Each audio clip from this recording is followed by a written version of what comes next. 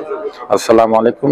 ما نوم ډاکټر کرامت الله دی. زه اسسټنټ پروفیسر کار کوم مردان میډیکل کمپلیکس کې. بس اوس موږ دا نه ریسنټلی اوس د خپل کانفرنس نه فارغ شو. ډېر ښه ټاپک پریزنټ شول او زما کوم خوښ ټاپک چې کوم دی هغه د لوز موشن باره کې دی، د دستونو باره کې دی، هیزې باره کې دی.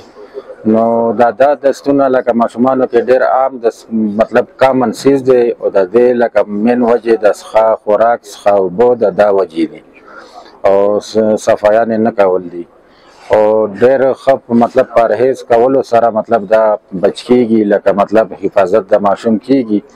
او کوم انټي بایوټکس دي په ټریټمنټ کې لکه سیمپل وارث یا ټریټمنټ دی وایرل کامن کاز دی په دې کې کوشش کوئ ډېر زیات انټي بایوټیک او د دې سیزونو نه مه ساتئ او د پریونشن یې ډېر زیات فایده مند دی.